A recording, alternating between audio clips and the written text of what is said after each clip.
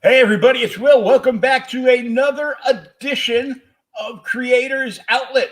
Our special guest today is Mr. Dustin Brunell, who is the creator of this.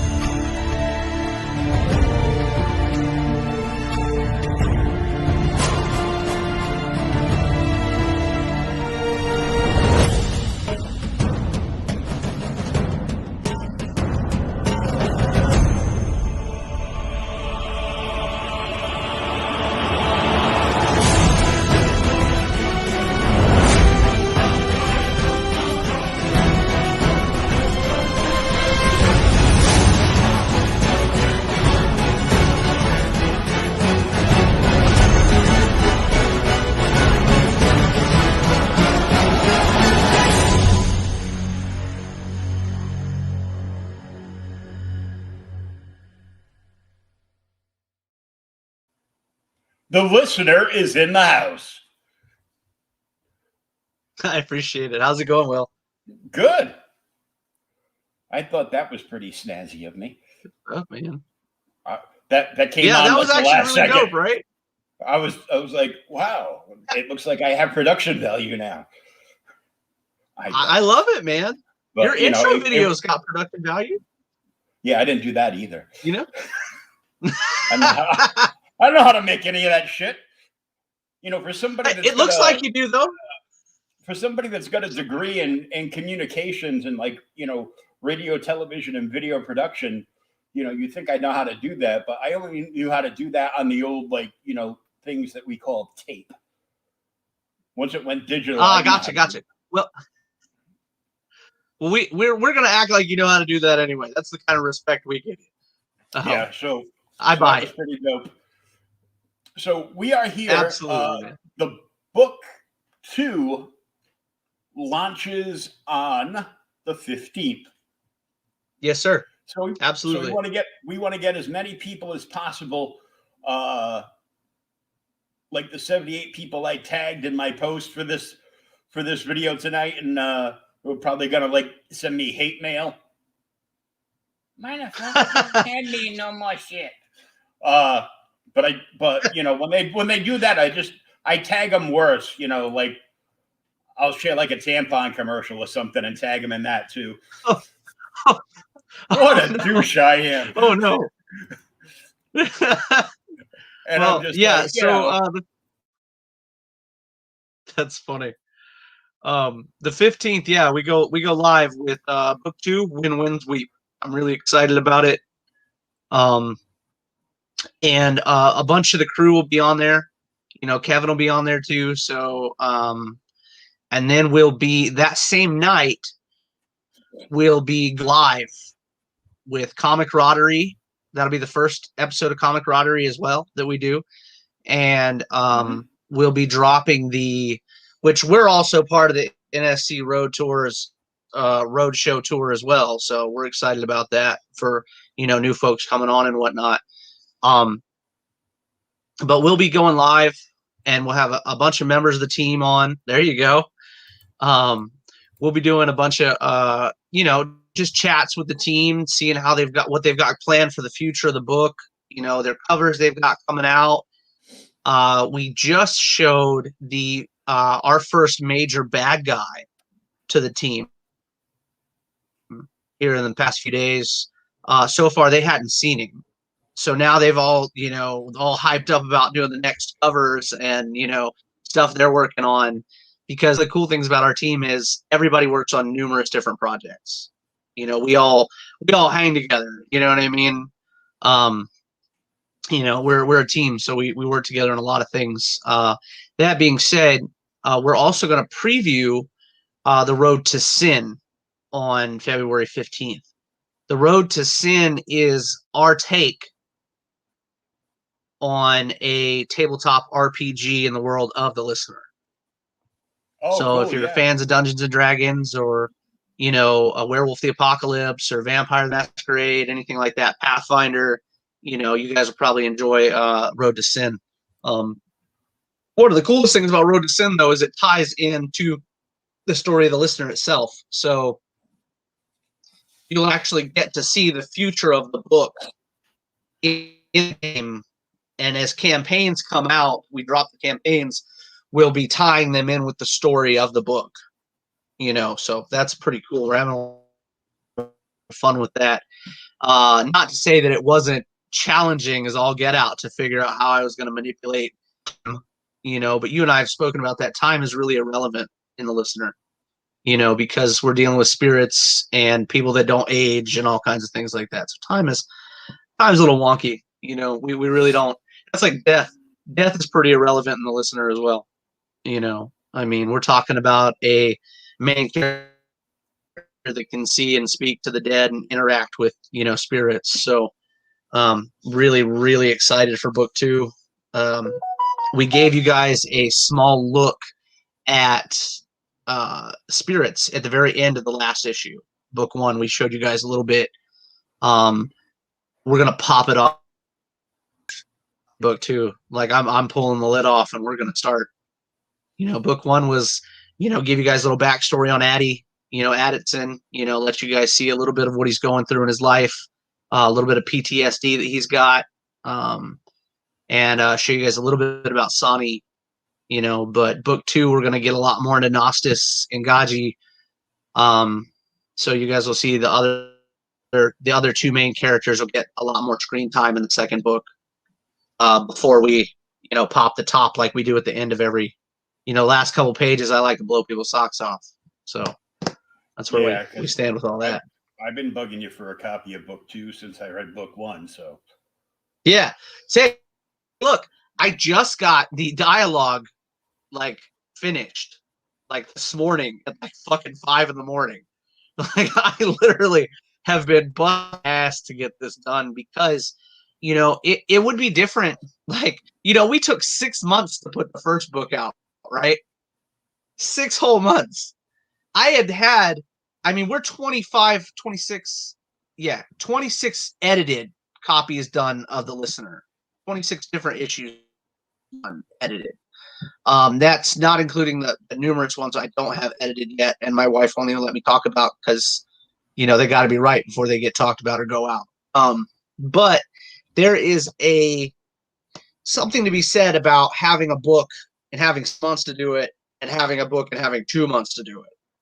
You know what I mean? It's a very different type of animal, and I appreciate it. I like the high speed of it. But like I said, the story was already written, so I'm not worried about that. And the dialogue was done and all that. It's adding the dialogue to the pages, how I want them to fit in the pages now.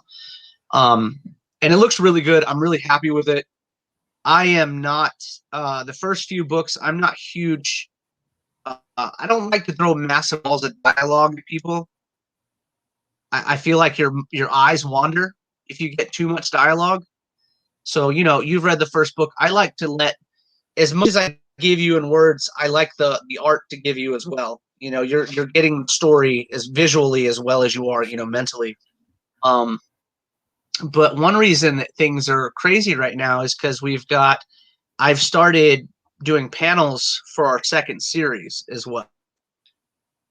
So that's really crazy. And we've got an entire team on that now. So I'm going to be really excited to share more info with that as soon as I get a title.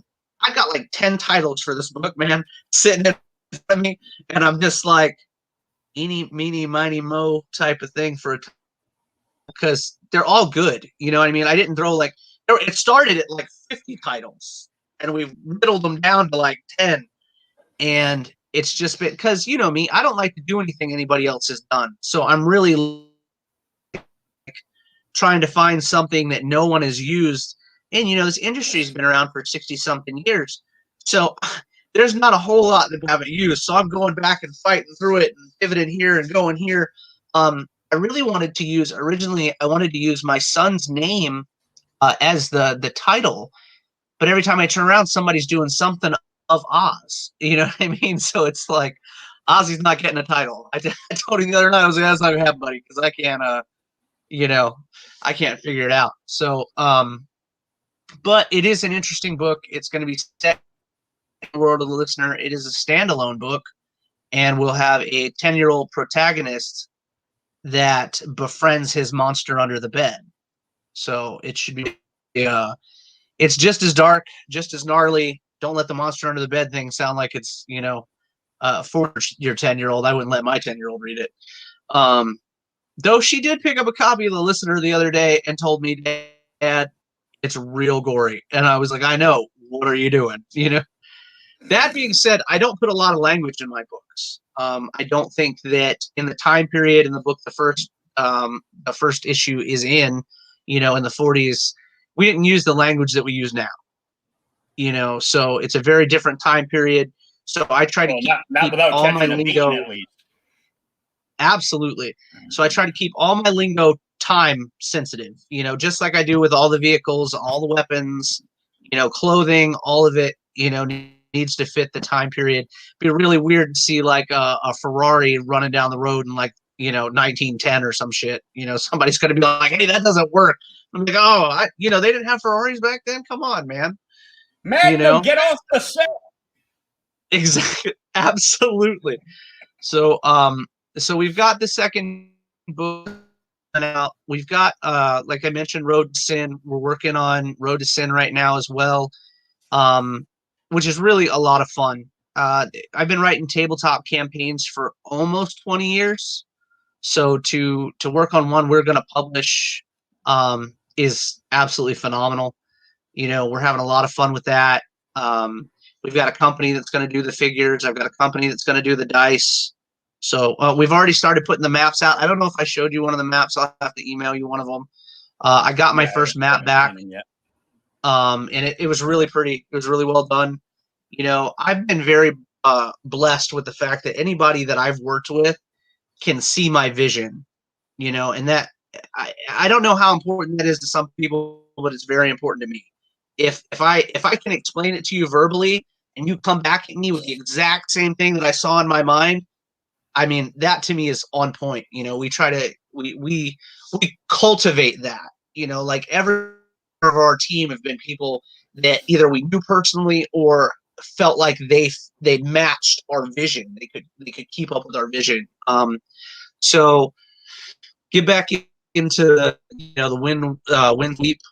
Really excited about that because it picks up right after where book one left off, where Addie is literally face deep in water in front of a group of Japanese soldiers. We're really excited that we could pick it up right there. I mean, and that's how the listener will run here on out, just so everybody knows. The listener will be independent. This book will start up the same page the start of the next book. You know, you guys are not going to have to wait or figure out what happened in between or anything like that, where it's just going to be consecutive every time.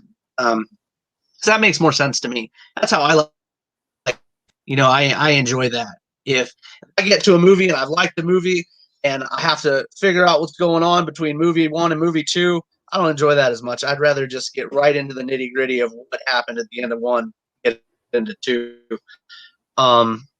So we're doing something really cool right now for Sweep. And all our titles have a lot to do with the book. You know, there are a lot of companies that just put out a cool title and they put out a cover, right? Used to be when we were kids, if you put out a cover, it had something to do with the book. You know, the issue that you were reading, it had something to do with it. When Windsweep takes that to a whole nother level. Everybody in our team reads the book and goes back and does a cover. I don't tell them what I want to see on a cover. In case anybody's ever curious, I do sit down and do every panel with Eric for the most part, for our interiors. But the covers, I believe, are almost it's a very powerful thing to have someone create something with a character that you've created. So I tend to just let them have their free reign of a cover. I give somebody an idea. This is what I'd like to see.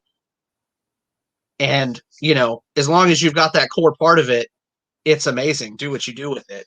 We're very thankful for our team members because they feel that kind of, they feel that energy. Now we're doing something really cool though with Windsweep right now. If you go to the Kickstarter and click the notifications or the subscribe button, so you can see everything going on with it right now. If you take a picture of that right there, absolutely. If you go, look, Will's got it. So if you go in and you click saved, and then you take a picture of that and email it to me at dustin@thelistenercomics.com, I will put you in for a drawing of a free copy of Adam Field's Virgin Variant for one. All you guys got to pay is the shipping. Other than that, and that's like $3. So you're getting a $25 book for nothing. We're really excited that we can do that right now. And I know Adam's hyped about that too. We're also doing a really fun thing with some of our add-ons for this Kickstarter, because I'm learning as we go, and I have a company right now, Inked Marketing, that handles all my marketing and stuff, and manages me basically right now, which is I really appreciate, because I need it, because I have so much going on that Inked is there to help me when I have issues, or can put me on different podcasts that I would not have thought to be on. Whereas I think my very first podcast was with Will, to be honest with you. So I'm really excited about that, and always going to be coming back to Will, and bullshitting with him. But there is a really cool thing about Kickstarters that I had no idea about. Like, you could add add-ons. I mean, that sounds ignorant to me, but this is only my second one, and thankfully, we've got to manage. That's a new thing too. Yeah, add-ons is very new. So I really like the fact that they're letting us do some of this stuff, but we're adding on, which people may laugh about until you actually get your hands on it. I'm adding on a bar of soap, okay, the listener. And it is a special bar of soap from a really cool, company. I'm not going to get into all that part of it, and it's not a used bar of soap. Wouldn't do that to you guys. No used bars of soap. This bar of soap smells like whiskey, gunpowder, and campfire fumes. I'm really excited to get my hands on it, because it definitely sounds like something that vibes with the listener. Whiskey, gunpowder, and campfire fumes sounds pretty good to me. So that's a $5 add-on if you guys want to check that out once things get rolling. Another thing that we're doing that we didn't do before was we've added 11 by 17 posters, prints. So they'll be limited. We're really excited about those. And we're going forward with doing blank sketches this time as well. We did a couple of them last time. We'll be doing some blank sketches, blank cover sketches for this Kickstarter as well. I know David Acampo's in on that. Adam Fields is in on that. I think Marissa's doing some remarks for her cover. And then we've got a few others that are doing some cool stuff like that. And I think it's interesting that our covers are evolving. Each artist does things differently. That's another really cool thing about us is all our covers are different. We have different styles of artists working on our covers. And the one you're looking at now is actually Adam's cover. And it's incredible. The last one he did with Sonny was beautiful. With Sonny in the like he's back in the woods almost, and he's got leaves all around him and stuff. And you can see the tomahawks. That was a really cool cover. I think he's blown it out of the water with this one, showing Nostis, Guy, Nietzsche, and Neil as noble spirits. And we get into noble spirits in book 2, which you can't see right now because Kickstarter cuts off those images, is he's actually standing in front of 4 tombstones. and that's a very telling thing. We give you a lot with our covers. We want you to be interested in what the story we're telling. I mean, because we're going from a guy that is well, I'm not going to say he's normal, but he's he's a vet, and he's really good at what he does. You're not going to say he's the best at what he does. You know what I mean? Because we've already got that tagline somewhere, I think. But he's an incredible character. Addison is very real. And that's one of the coolest things about the story that we bring to you guys. We bring you a very real story, very visceral story. And for all the supernatural stuff and all the the demons and the monsters and the deities and stuff, we bring you guys something very down to earth, and a lot of the stories have real things rooted in them that I feel like people have seen and can find the way we write. It's an interesting thing to hear somebody go, holy shit, did you mean this? And it's like, yeah, we meant that. And it's it's fun for people to be able to look past things and look between the lines to see the really interesting bits and pieces of a story. Winds Weep has been a incredible journey for me because I've learned so much in what it's like to do a comic book. Because the first book, you're high on adrenaline, you're like really just going at it. It's exciting, it's powerful, it's zoom zoom zoom.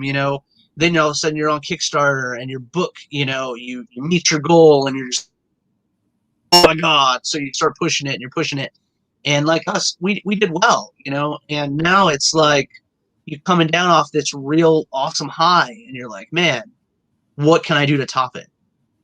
So just like with book one, I already had the script written, of course. So you go in and you want to, top yourself on everything you do, from covers to, dialogue to,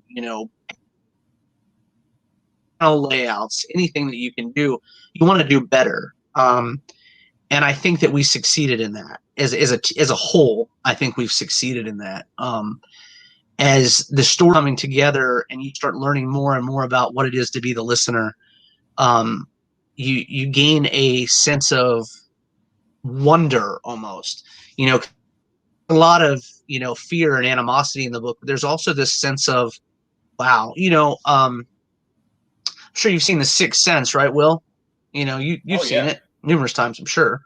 What that sense of wonder that you felt when he could talk to the dead, what he was attempting to do with the dead. And then you get to the end of it and you're like, holy shit, I didn't know that was coming. That's what we try to do with every issue. And I think we're getting better and better, as we do that. We joke about the last page in the first book a lot. Not that it's bad. We don't joke about it like that. It's actually everybody's favorite from what I gather. So we joke because that page wasn't put in the book till like 2 weeks before print. The process is never ending because I look at everything a million times before we sent it out.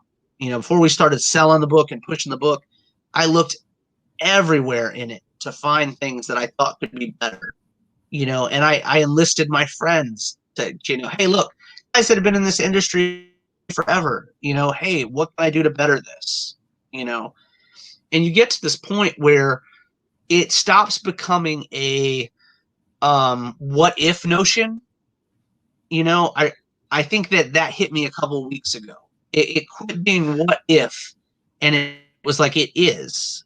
Everybody's like, Yoda, do or do not. There is no try, And I feel like after we've shown the numbers and we've pushed as hard as we have, that it's not try anymore. Now it's do. So what can I do to improve? And I think that's what, Win-Win Tweet does for us. It improves upon a recipe that we've proven works.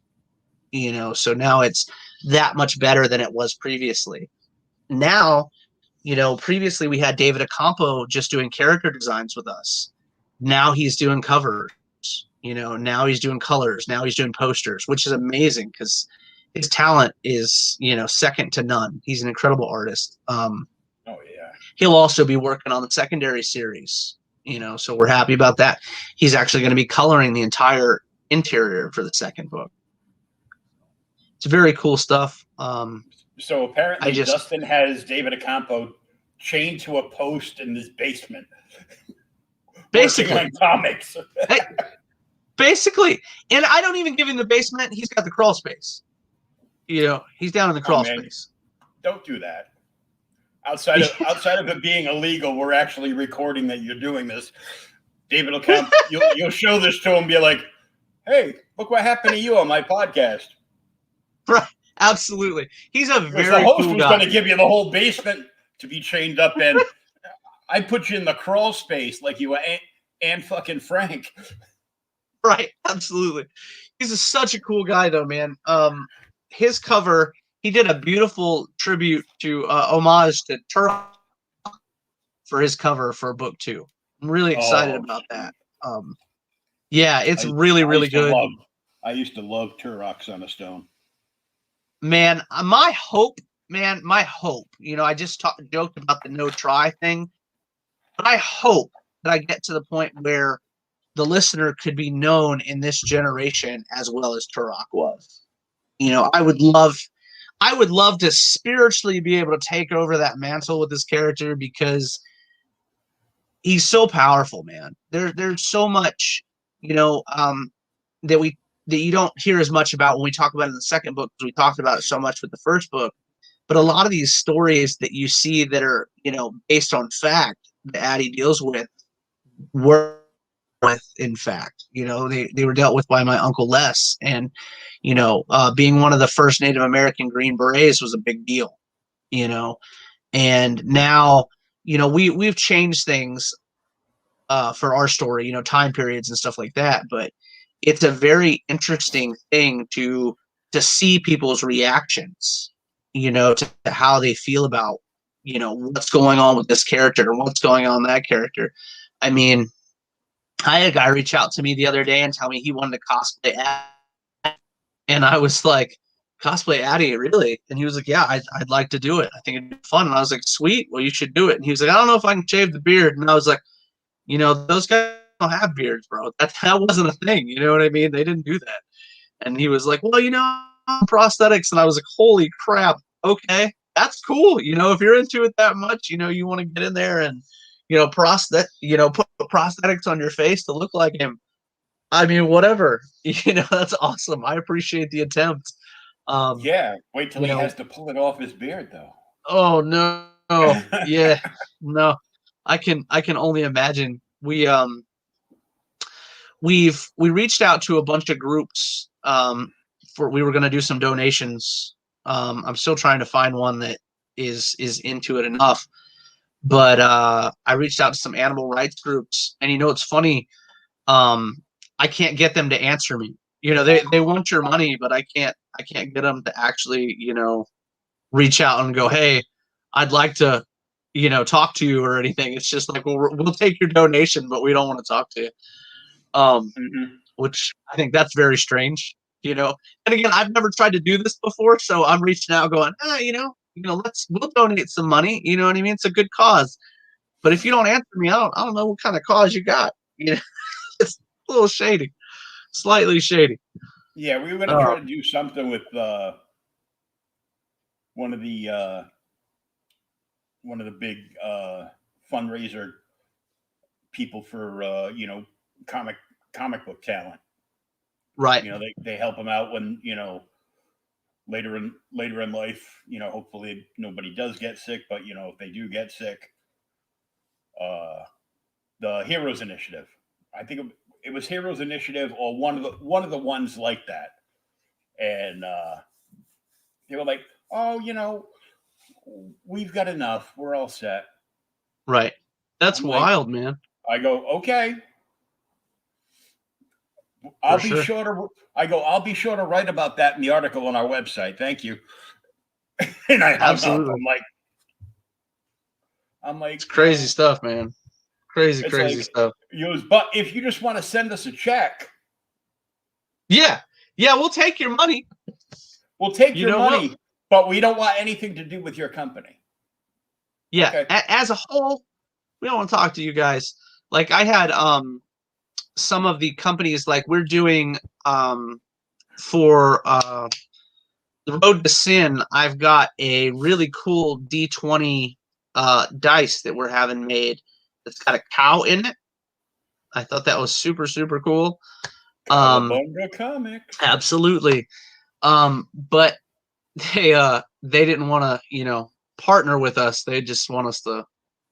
So I was like, you know what? That's cool. I'll buy the product, but I'm not gonna, you know, promote your company. You know, had you been like, hey, look, let's work together on this, I'd have been all over it. You know what I mean? Um, but yeah, so we're putting out book 2. I'm currently writing the novel right now, which is so much different. Oh my gosh, it's so wild. Because when I started writing the scripts for the comic books, I was literally writing it in a novelized form, you know. So I had to go back and I had to break down each page, you know, and I would how I would scrunch this all together, you know, how I would put all this story together. And now it's like now I have the freedom to write, you know, a 350 to 500 page book. So I can open descriptions a little bit different. I can, you know what I mean? I can add to here. You know, I can better bring to the table what's going on in certain situations, and I can expand on others. You know, um, that's one of the great things about, you know, novels is you can put a little bit more into it. But there's so much cool stuff going on in the listener right now. In book 2, you literally noble spirits are incredible. You know, it sucks that you have to lose people to gain them. Mm-hmm. You know, um, to have somebody that's been a friend for you in life after they're gone to be around you and want to protect you while they're dead is an interesting concept to me that I think the only time I've ever seen anything like that was the Frighteners back in the day with Michael J. Fox.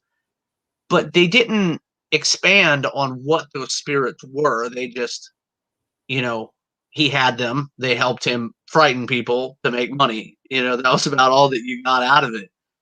And you got they were buddies, I guess, at some point in time or another, but you really didn't get a backstory. You didn't get that fleshed out or anything. So we're trying to make sure that you get everything we can for each of these characters in their lives and in their death.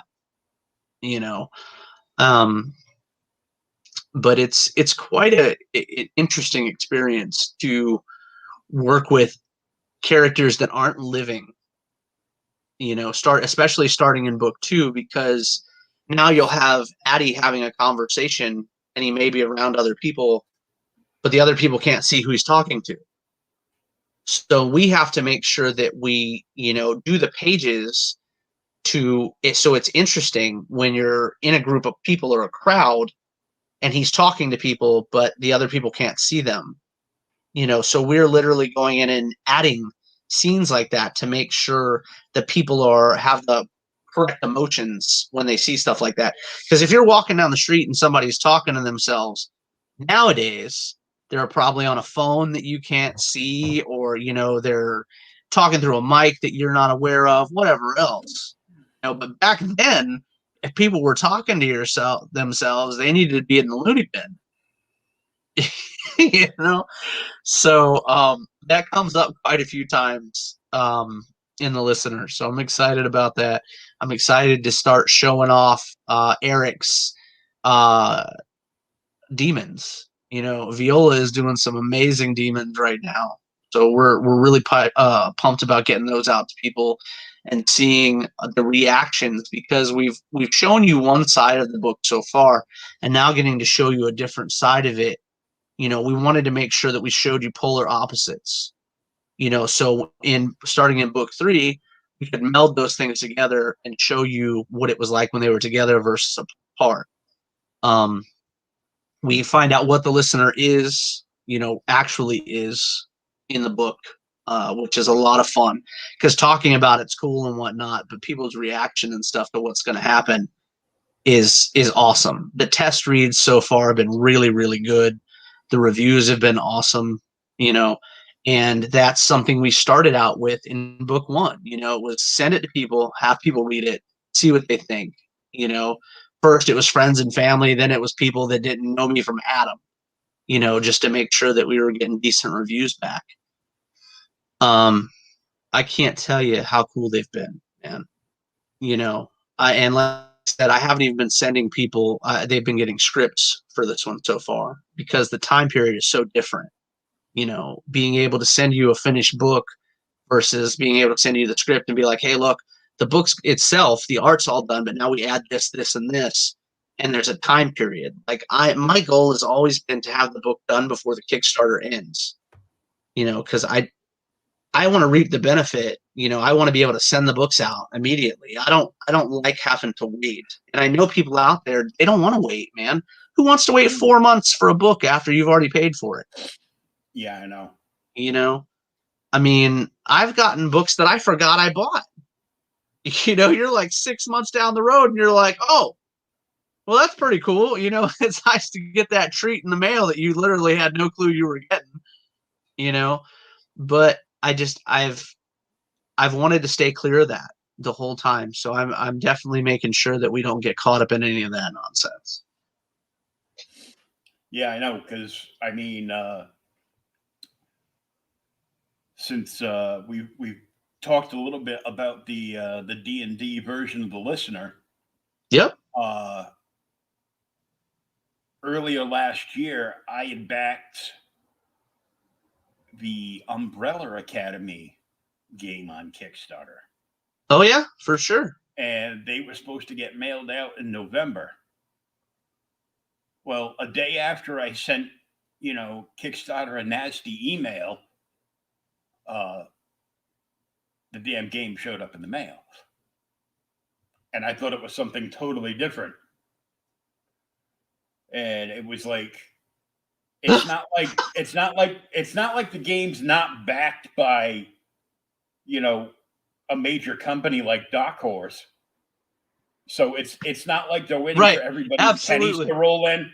It's like production has already started. They just need to know how many of the miniatures and of which ones they need for which games, depending on how much like of an overbleed people paid to get every single last miniature, or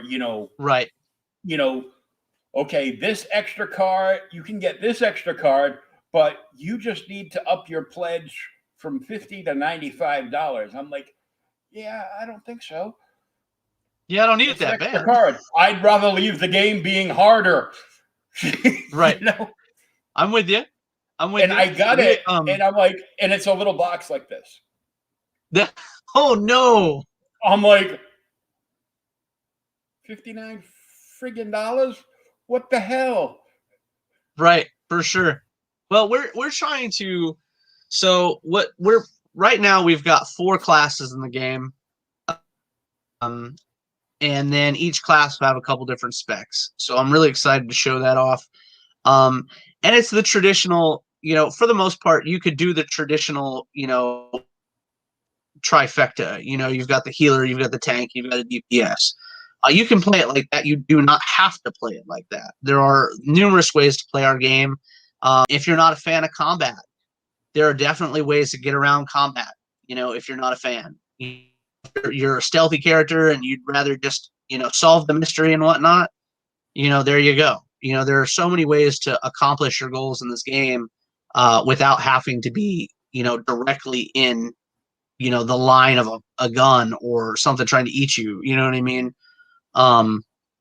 Which is interesting, but that all relies on your listener, who is your DM, because we don't want anybody playing a listener, because, you know, I already know where that'd go in a conversation, especially the guys I play with. Well, I'm going to play the listener tonight. No, I think I'll be the listener tonight. No, the listener is not a playable character, because another reason he or she is not a playable character is because of the fact that the listener is not a superhero. He doesn't have abilities like that. And if we were to add him to the game, we would have to give him something that's stacked up with all these other characters. And I didn't want that. He's not a superhero, and in no iteration of anything we do will he be a superhero. There's nothing that's ever going to make him, able to lift a car or, run faster than a locomotive. And that's one thing that keeps the book and the series down to earth, I think. We do add fantastical characters to it, that he has to interact with and deal with, on an everyday basis. But he himself is, other than being able to see and interact with the dead or spiritual entities, he's not special. Other than training and being who he's, his birthright, he's not anything other than a normal dude that's had amazing training and can do these things. I definitely didn't want you to have a cape character, in anything we do. But that being said, we do have characters like the medium in our, in the Road to Sin. The mediums were really cool. One of their specs is the Banshee spec. Really excited to see that. We've had a couple people test it so far and who have enjoyed it. Banshee would literally be like the Banshee, like you would think of a Banshee, but it's held in check by the medium. So it's like a pet class, in D&D, like a hunter or something like that, where they would control an animal companion.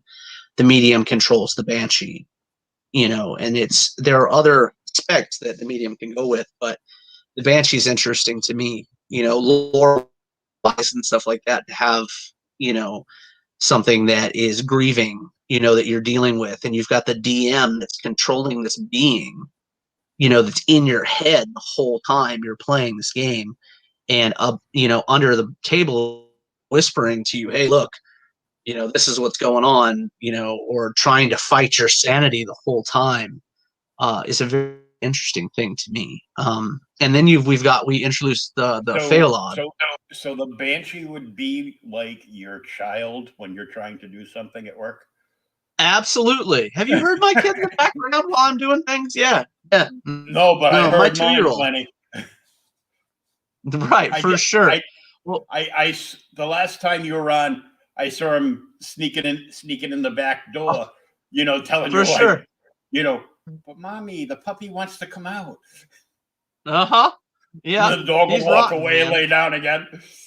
Uh-huh. Yeah, they'll team up, man, between the golden retriever and the baby. And then it's okay then. I can handle the golden retriever and the baby. But then when you add the 10-year-old to the golden retriever and the baby, I can't handle it. It's too much. It's like a chemical reaction that is just not supposed to happen. No, because the 10-year-old to come in, put a saddle on the golden retriever, and let the baby get on the dog.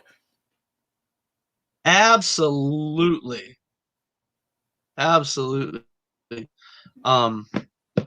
yeah, it's a lot going on. We like I said, we tried to break away from the traditional tabletop game, but at the same time, it's fun to be able to play that route if you want to play it. So we bring in the Phalod, which is the original Irish werewolves.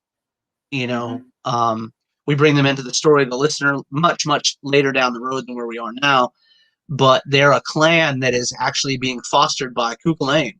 So it's very, very cool, and brings in the Irish history and a lot of fun stuff with doing that.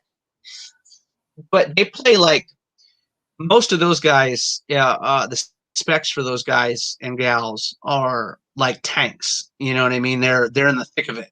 They're taking hits, they're getting beat up, they're regenerating, using, the powers of the moon and stuff like that. So I'm really excited to see how people, feel about the way we've created these characters. Now for the Road to Sin, just like most games, I have pre-made characters for you, but you can also make your own. That's one of the most fun things about playing a tabletop game is, power over the game itself. We introduced Lee in book 1. She's a young Chinese girl that Addie actually saves in book 1. Oh yeah. Well, she becomes your informant in the Road to Sin, and she's the informant. But like I said, time is irrelevant in the listener. So you're talking modern day. So she's 60 something years old right now in the listener Road to Sin. So now you're dealing with this woman that's grown up with the listener, trained with the listener, and is calling the shots right now. And I'm not telling you where the listener is in the Road to Sin. So you've literally got her as your informant. We're excited to be able to tie the stories together. And people will wonder, I'm not saying you have to play the game to enjoy the story, but you'll wonder, what's happening with this character during this time period. I always did that as a kid when I was reading. I still do it today. Reading comics, you want what other characters are doing, because just because you walked out of the door as a creator and you're working on something else doesn't mean that other character didn't exist anymore. That something is going on in their life as well, and that's one of the coolest parts of Road to Sin. Throughout the campaigns, you'll see characters that we're not using in the main title at that point in time. I mentioned the secondary series. There's a lot of characters that'll bleed over between both books. Like I said, it's standalone, but you'll still see them show up in other places, and you may enjoy reading the other stories that they deal with or the other, artistic stylings that they're brought into, so, I mean, there's a lot going on with it, and to see, the book evolving the way it is, like even the story itself is phenomenal. It's absolutely phenomenal. The miniatures are going to be crazy. I'll do add-ons for that one. That's a whole different Kickstarter in itself. We're testing the game out right now with the Kickstarter for Win-Win's Week. So once a week, we'll do a sitting, a 2-hour sitting, and we'll do it live. Actually, the fun thing about this one that we're doing is we had fans that we made tickets available for the game. So if you bought a ticket, you got cover A from book 2. Well, you'll get cover A from book 2 signed and slabbed, plus a seat at the digital table so you can check out the game itself, which I keep trying to make things better and better for the Kickstarters and for the fans and for people that are enjoying it. And being interactive was one of the things that I thought was just too cool, to be able to bring people on that enjoy the artists and enjoy the players, enjoy whatever they like about the series, and to be able to sit and cut the shit, for an hour or two and just enjoy, each other's company. That was a lot of fun, the concept. So I'm really looking forward to that. I think that's that, and the launch itself, are really exciting to me. And also launching Comic Roddery at the same time. So there's a lot of really cool stuff going on in the world of the listener right now. And like I said, the miniatures, the dice coming out, the dice are so cool. They're going to look like human bones. I'm really excited about that. I want things to be different, man. Things should be cool and refreshing almost, I saw a guy comment on a video I was watching not long ago, and he was like, we're tired of DC and Marvel all the time. Give us something that can compete, a book that will compete. And I was like, you know what, man? This is it. This is my calling right now. This is my time to give you something that you've never gotten before.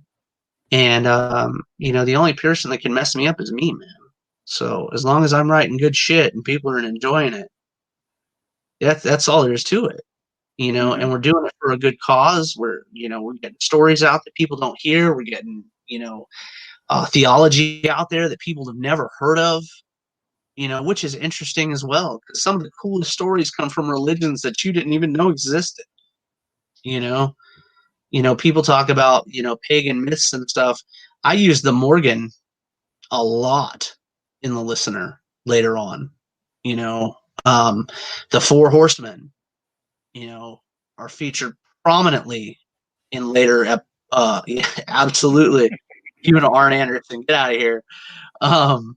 We feature them prominently in the listener, especially starting in like issue 20, and then we've also got the 7 Deadly Sins, So I'm excited to be able to bring my own takes on these characters to people, because people can go, oh, they're stale, they've been done. Not like this. I can assure you they've not been done like this, because of the fact that there's only one of me. Okay. We all say that shit, and we're all like, they broke the mold, and they talk about, there's nothing original anymore. Pick up the first book. Pick up the first book. Tell me I'm not original. I won't argue with you. But I'll say this. Don't say it until you've read it. There's plenty of people that put out books, okay? There's plenty of people that'll be like, oh, don't say that. Don't tell people that shit. There's plenty of people that put out books that are just rehashed stories from 15 years ago that you've never read before. You know what I mean? There's plenty of that shit's done. I'm giving you something new, and in a world where everything is recycled, read the book. I'm pleading with you for your own entertainment. Get something different, and then it'll be cool as shit down the road if it keeps going further and further and gets more awesome as it goes, which it will. It'll build. Then come back. Then tell me how you feel about it. Because right now, with all these projects going, we're already at the future. All these projects. So you look at the flagship title from Cowabunga Comics, The Listener, right now, and you go, holy cow, they're about to put out book 2. Okay, what you don't know is when I get done with book 2 and I get into book 3 and book 3 is finished, I'm putting out a trade paperback, and I'm putting out in multi-language trade paperback. Because there's plenty of people that have asked, hey, look, are you going to put it out in Spanish? Are you going to put it out in anything else? Well, as soon as book 3 comes out, it's going to be a trade paperback, and it will be in Spanish. Really excited about that because our heritages they mesh. So I'd like to make sure that we take care of people, and I've already got a translator and stuff, so it's all great. Look What's going on, Kevin? Bet that's Kevin from NSC Live TV. It better be. I tagged him in 9 things today or something. Well, that doesn't surprise me. I mean, but like you said, they've been real good to me. Porn, so. Oh, well, as long as they're not porn. I mean, you don't want to do that. It's not very good. I said that. I go, and this time it wasn't porn. Yeah, that's not good.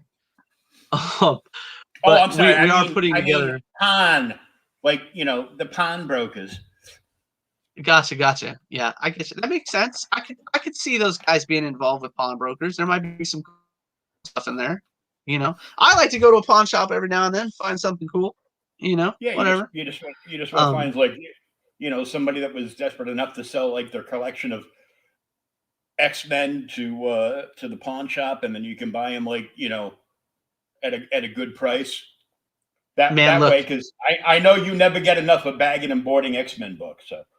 Oh yeah, well, hey, like I said, I'm on long box 8 of X-Men today, so I'm ready to get into a different letter, to be honest with you. But having pushed forward and moved as far as we have, I think for the first time now, after talking to people like yourself and numerous other people and people in the business that have told me that I needed to start being more positive about my own book, because I'm my own worst critic. I'm to the point where I'm confident now, and for the first time since this started, confidence was not something I had, because you're putting your money out there, you're putting your product out there. It's a very daunting task, and I am very confident. I'm confident that to this day that if you pick up the book, you'll enjoy it. For one reason or another. If it's not the story, it'll be the artwork. If it's not the artwork, it'll be the story, and vice versa. The things that are in between, the underliers, and I'm a big time animal fan. You know, I love animals, especially dogs and wolves, and you know, the concepts of, you know, spirituality. And I think that that also draws people. You know, we have a, you know, somebody, I can't remember, Kyle Willis said it to me. He said it checks all the boxes, and he's not the only person that said that to me. And eventually, you get to the point where you got to start beating ass and just people, you know. Yeah, for sure. We have to believe in our own product and our own talents, and it's hard for a lot of people to believe that we can do something and accomplish it. And it's a world we live in, you know, in the generation that we grew up in, where, you know, we weren't given things. You know, we were born in the '80s, or I was born in the '80s, and I wasn't giving stuff. I had to work for everything I had. You know, whether it was, you know, $5 from my grandfather at the end of the week for working on the farm, you know, to get my first couple comic books, or, you know, even Pogs. Speaking of Pogs, you know, so Pogs. absolutely, and slammers and stuff, you know, and those, you know, that kind of stuff. You get to the point where your things seem so hard as you're growing up, that when you do accomplish something, it's almost like, is it real that you've accomplished it? I can't tell you how incredible it's been to work with the people that are on our team, you know, just to be like, holy cow, that guy did a book with me, or a book with me, you know, or they're doing the interior art. These are incredible artists, they're just amazingly talented people. And to count myself amongst this group of people is just something that you can't put a dollar on that. You know what I'm saying? You can't put a price on the fact that people have your best wishes out there and are, you know, working hard to help you accomplish your goals, you know. um and I'm blown away. I'm blown away by the responses. I'm blown away by the podcasters that reach out and are like, this is awesome, come back and talk some more, shoot the shit with us. You know, I'm thankful for the guys that only have me on once. You know, you know, there are plenty of people that will read the book and go, you know, there's deeper things to this. There's, you know, when's the next book coming out? You yourself have done it to me on numerous occasions. When am I getting my copy of book 2? You know, when's it coming Yeah. out? And For as real. soon as as soon as we get the dialogue added, I have a meeting tomorrow at 8 a.m. with the letterer. So as soon as the dialogue gets added, you know, you guys will, all the podcasters will get their digital copies. You know what I mean? So you guys will get to read it and get to see it. It's a real process, because once you've done it once, like I said, you want to improve on everything you've done. Mm-hmm. So you're literally going in there and you're spot checking every little thing that's involved. And if I didn't have the team I do, the, you know, my wife being my editor, you know, and to, you know, checking in on me and making sure I'm doing this or having this done or scheduling me for shows or anything, I'd lose my mind. You know what I mean? I'm very, very thankful for everyone involved. And like I said, I mentioned before, Will, I try to drop all the cool stuff on your show because you're one of the first people we ever talked to. So I'm going to continue to try to do that, you know, and make sure everybody gets the stuff they need to see and, you know, gets the cool shit. And I've got some stuff I'm going to send you probably tomorrow evening that's going to blow your socks off. So I'm really excited about that. And then, you know, like I mentioned, we got a lot more Kickstarter this time. We've got posters and soaps and figures. And before I forget, we are doing a character biography. I think I mentioned that last time we talked. We're doing a 30 character biography for this Kickstarter. I'm not showing off anything for it. It's going to be only available through the Kickstarter. So we'll see. I think we're only doing like 30 of them. And like, truthfully, I think we're only going to print 30 of them because they're going to be so nice that I want it to be a piece that, you know, years to come is one of the coolest pieces you were able to get for this series. I'm excited about that. And I've got a bunch of the artwork through already. And then, like, you know, we've brought in, we talked about David Acampo earlier. You know, Eric Viola is still with us, still killing it. I mean, he just finished the last page nights back.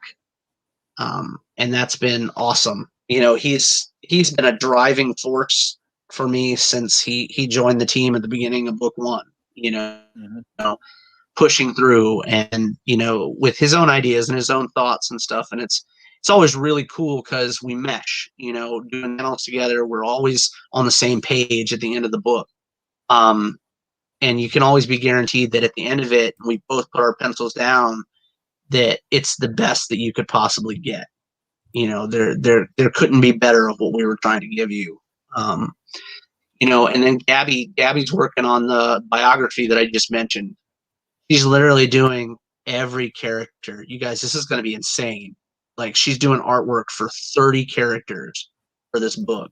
So you're literally getting like 30 covers in this book, plus, you know, story for each of these biographies for each of those. Yeah, I'm really, really excited about that. And then I don't, the cover we've talked about, I'm not going to give you guys any more detail on that cover because it's going to be absolutely brutal. And then we've got Adam Fields. Adam is a staple of our team. You know, we've talked about his artwork and we showed off a little piece of his cover just a little bit ago. I mean, and then we got Marissa Pope back, and she's absolutely incredible. You know, she's working really hard. She's putting out a lot of covers, guys. If you haven't seen Marissa's stuff, you need to definitely pay attention because she's already getting real notable, man. And you want to get in on the ground level for new artists and stuff. Trust an old dog in this business, I'm telling you. Well, You look know, who when her those Jedi covers Master start is. popping. Yeah, Mike's a beast. You know, he is definitely the Jedi Master. And you know, she's just put out books. She's about to do another cover for Mount Olympus. I know she's got a lot going on with them. She just did one with Marat Michaels. Don't sleep on her, guys. She's incredible. And you know, yeah, DeBalfo is all over it. You know, and he's an awesome guy, an amazing artist. We have him back on a cover in the next issue or two. That'll be exciting.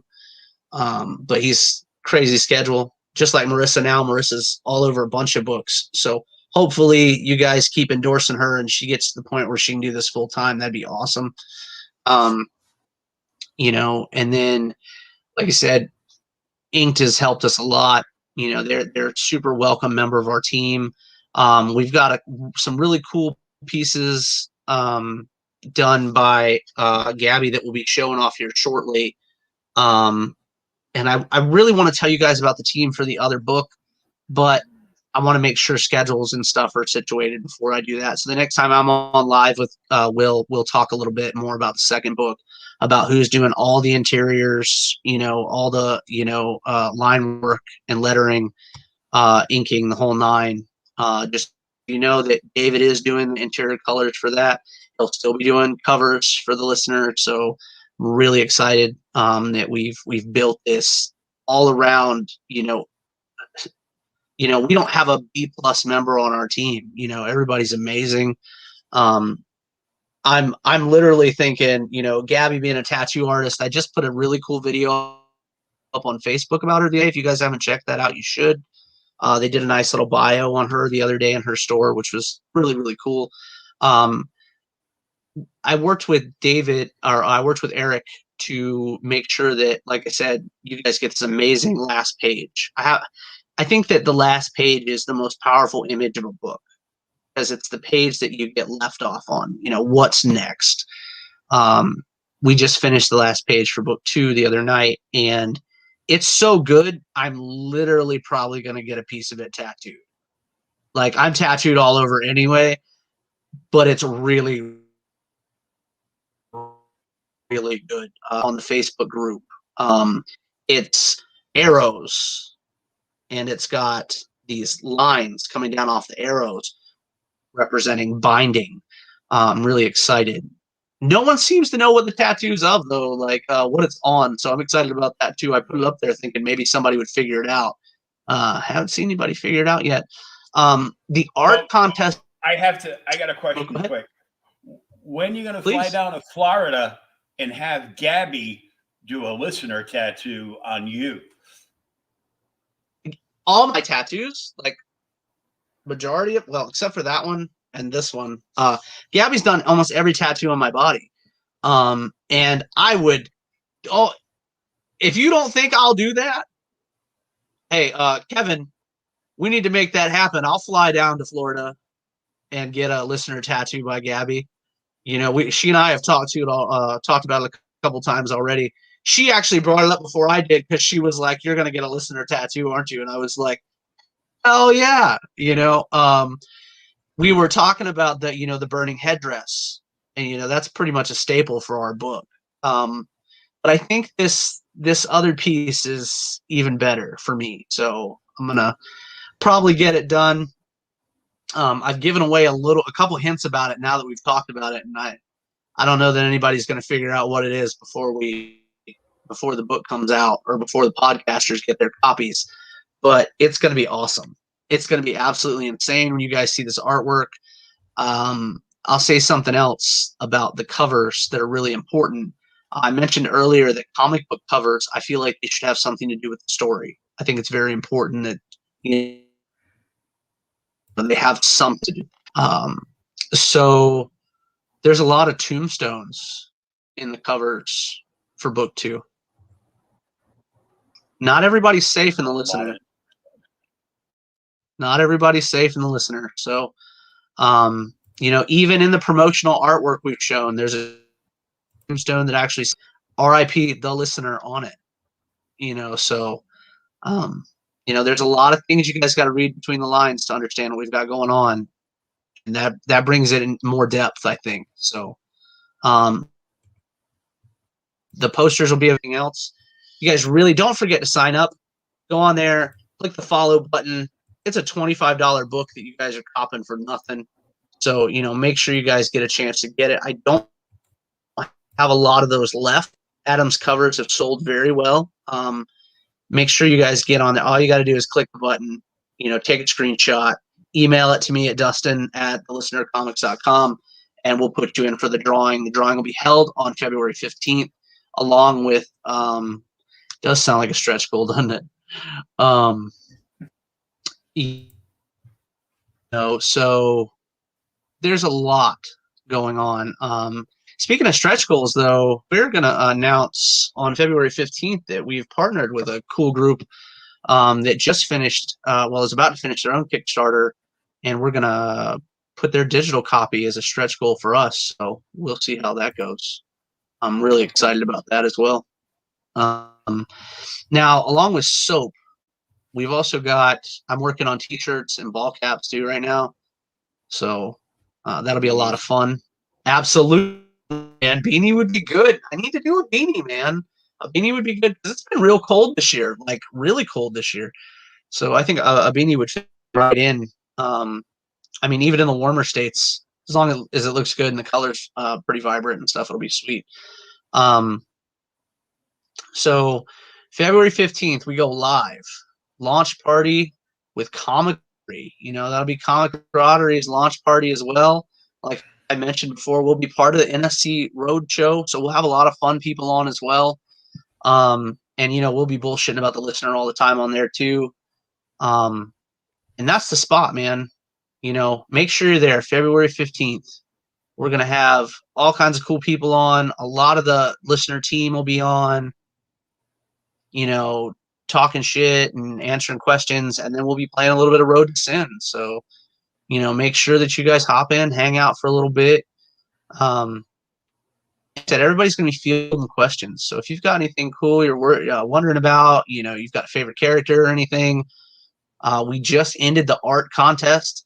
So we've got a couple pieces of art from fans that'll be put into one of the next books coming up, and they'll get all kinds of accolades for that. So we're excited to show off some cool fan art. And man, some of that fan art is very different than fan art when I was a kid, man, because some of the stuff that came in was just brutal, like really, really good. So I'm excited. We're going to have a couple of our buddies from our UK store that, James Hull's store, he sells our books over in the UK. So he's going to be part of the game. We're really excited about that. He has also got a copy, a store cover for the listener that he'll be selling after the, I think he's taking pre-orders, but he'll be selling it after the Kickstarter ends. And Inked has got their own copy of book 2, The Listener, coming out. That'll be popping off after the Kickstarter ends too. So we're really excited to be able to do that for them as well. This guy's got his own version of the book? Oh, it is that guy. It is that guy. I am doing growing out the beard for it's my thing for the listener, right? I'm beard backing. So there you go. I'm with you. I like beard that. backing. I like that. I might trim mine a little bit on the sides though to make sure that I can with all that majestic beard you've got going on, because mine is just not mine. I feel like I got the whole gray thing going, and it bugged me at first, but then it kind of made this kind of, I don't know, made me feel more regal than I am, I guess. So you can't argue that, man. A good-looking beard it's a thing, man. I'm not gonna knock it. I'm gonna put this out here for the people who don't know though. My wife got me this really nice beard stuff that you put in to shape it and do all kind of stuff with it, and beard smell good. Wonderful pack of stuff for the holidays. Right. It does not go well with the mask. Let me just throw that out there. It smelled good and it was awesome. And then I put the mask on. I was like, oh my God, I can't escape it. Right. Absolutely. I like beer butter, man. I like the beer butter. I like the beer wash. My wife bought me this really cool. My wife bought me this really cool, boar's hair brush. Yeah. And I was like, well, my face gets dry under the beard. Yeah, I don't know if that's a thing for everyone. Oh, it does. But I get real dry. So, so what she did was she bought me this brush and she was like, use it in the shower. I was like, She's like, just hear me out. After you wash it, scrub it. Yeah. In the shower, and it gets all the dry skin out and stuff, man. It was like such a cool thing. And I was like, man, I haven't been using it like 20 years now. You know what I mean? This is awesome. Now you know why the dog has that look on it when you're doing the brush. Absolutely, for sure. So we're definitely thankful for our teammates and everybody involved, like I was saying. But we've got, if you're not into the soap, my mom mentioned it the other night. She thought it was silly because women may not like the soap. So we're also doing candles of the same scent as the soap that we're going to be adding as an add-on. So I'm really excited about that. Now, because you said candles, it reminded me of this story from the other week. Remember one of the girls from Friends who came out with a candle that was supposedly smelled like her vajayjay? Oh, Lord, no, but that's funny. So, I think it was the actress that played the guitar, the loopy one. Yeah, right. So her big marketing campaign was her vagina candle. Oh, and it was supposed to smell like her vajayjay. Now, how many scientists did she get in a room on a scratch and sniff test to get this right? Man, I came in at the wrong time. And what day of the month? What day of the month was it? I'm like, what the hell? But the reason of this story is to tell the following story. It made it back in the news about a week and a half ago. Will, I gotta say that is like absolutely the worst segue ever. that's like that went. We just took. The listener count probably went way up. I was like, oh no, he's not going there. Please don't go there. If we're selling vagina smelling candles, people are probably going to get in on it. Probably, yeah. That's yeah. I love To the be show. fair, Don't get me wrong, but that was like, oh, I know he's not going there. I can see it. we are I not can see the going that vagina way. smelling candles. Let me put that out there real quick. So it hit the news about a week and a half ago, and it was in the papers over in the UK. A woman that bought her vajayjay candle lit it to set the house, and I don't know why, but her vajayjay exploded all over this woman's house. Like the candle blew up. That's horrible. So I guess her roommate had to there's so many grab it with a spatula, run outside while it was on fire, flip it onto the curb. I did this just to. I don't know, man. I got something to remedy this, to pull this back out of to get this more out of the gutter. I'm gonna work on it. I have several customers and friends overseas, and I've always paid attention to marketing overseas for years. And it's interesting, the comparisons between marketing overseas versus marketing here. And the soap, for instance. Zest commercials here, of course, you see the towel and they're moving around, and it's kind of like Alfred Hitchcock, right? They're hinting about things, and you're not going to see anything. It's public television. In Europe, though, it's like Cinemax advertising. Okay, they when they get out of the shower, they're out of the shower. They don't care. Here, public television or not, that's just kind of how it is. And it may have changed in the last few years, but when I was coming up through the marketing ranks, I've been in this for many years. That's how it was. It was. It was more like the Benny Hill version of everything, right? If you're not familiar with Benny Hill's humor is way different, and always kind of pans off of that. But that's kind of how things go over there, and it's always interesting talking with customers and friends over there how we got to talking about different marketing campaigns, different things, and their relevance to certain words are just a little bit different. And it kind of becomes interesting. There's a friend of mine that's redoing a house over there right now. And I said, oh, so he was doing sheetrock. And I said, oh, you're doing this, and this, because I've done a bunch of remodel for my own house and stuff. And he kind of said, and we're doing a talk like this video. And he said, what is that? I was like, well, that's that stuff you got on the wall. He said, yeah, but that's not what we call it. It was just funny how it kind of went back and forth. But anyway. For sure. Well, that's better than the gutter, and thank you, Kevin, for saving us. I was trying to PG-13 us right out of the hole there. No, but there's if you hadn't got a chance, seriously, to take a look at any of this the previous campaign or any of the artwork, you're really missing out. I've put this book all over the place and showed several people, and just get nothing but positive feedback on the story, the artwork, the as I mentioned before, the mesh of the two. I've seen a lot of stuff. I get privy to a lot of stuff behind the scenes, what's coming up in the next few books, and just blown away each and every time. So that's something that I've talked with several other podcasters out there. We got some other shows lining up. We have another premiere for a show and that we could talk about that's going to be out on the 15th. You're fixing to start seeing some stuff hit the net tonight, but we're still zeroing in on the time.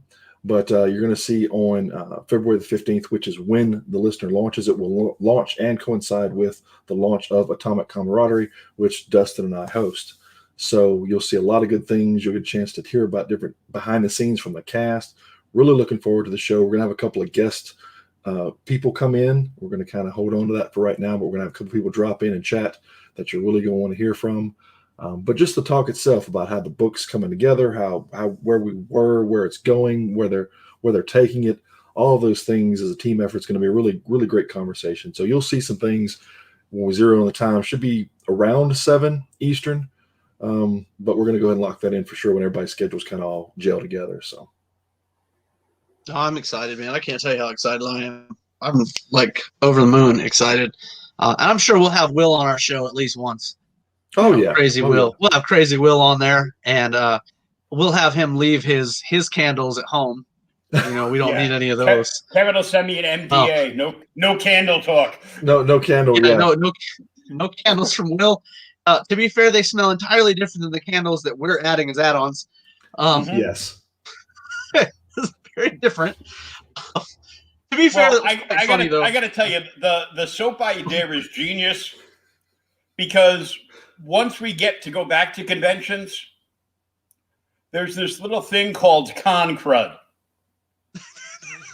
Man, I got to tell you, when did wearing a mask totally take any kind of, I don't know, I'm trying to find the best wording here, just common decency to go out in public, man. Brush your hair, Man, hygiene. Brush your Hygiene teeth. went out the window, man. Hygiene went shoo. And what is the mask? This much of your face is not going to guard the rest of your body. That's what's right. going on? Okay, just get yourself over to that Kickstarter and get yourself some of that soap. Get you some soap and get with it, man. Get you some listener soap and get out there. I was talking to a friend of mine the other night I've known for many, many years, and it was like, can you imagine? All right, hear me out, because it may not be for everybody, but I know a lot of guys that have been in this business a long time and are older dudes that enjoy like some whiskey, some good scotch, and being able to have that smell, while you're, out and about and enjoying yourself, or, even at home sitting and reading a good book. Or maybe it was a listener you were reading, whatever, but, you happen to be chilling with this good book and you've got a candle burning in your house that makes your whole zone smell like a really, really good place. It's not that it's masculine, because it is, but there are numerous people, women that I know that like masculine smells, and they like that smell around them. You know what I mean? And same with dudes. I like a good smell. You know what I mean? I'm a huge fan of Nautica. I'm a massive fan of Nautica. But it's just nice to be in a zone. Like when I read, I love my kids, but I don't love my kids around when I'm reading. You know what I mean? So it's like, or if you're trying to watch a good movie, you're chilling, you're in your zone. Anything you can do to further pull yourself into that realm, like we talked about having, we've talked about dog tags before, Kevin and I. We've talked about, the patches. To this day, I'm still stuck on patches. I would love to do patches, but it breaks that fourth wall. It pulls you into it's a much more private feeling. You're brought in to something on another level than you were previously. Instead of just being an outsider. Those two things, smells and music, bring you back to certain points in your life. Absolutely. And certain memories. So people are connected to that. For sure. So when I start blaring, Pantera and Lamb of God and stuff, and, you guys may not hang out, but then if we go and we get Tom Petty and whatnot, you know what I mean? Or, the Doors, maybe I'll, get a different crowd of people going too. Man, I worked at a record shop when I was a teenager, so I've been exposed to it all, right? So, I mean, you'd be surprised at the eclectic list of music that I have in my collection. Very eclectic list. And I was a DJ for 35 years, so. Well, there you go. We gotta. I gotta send you a terabyte drive and get you to burn me whatever you got sitting over there, man. Because we put a lot of music. I put a lot of music on in the background all the time when I'm doing a lot of stuff late at night. For sure. I end up plugging in. I end up talking to Dustin or Phil. I end up talking to Phil a lot. We're both kind of vampires in that situation. So. Right. Yeah. Well, y'all don't sleep at all. We don't. I don't even understand how you function. Like I was up doing dialogue super late. And I don't know how y'all do it. Like I'll get up and I feel like I'm dying, when you were kids, it was like you could go forever, you could go days at a time. Yeah. Now I'm like 35 and going, oh my God, if I don't get 8 hours, I'm not going to make it. Well, 35.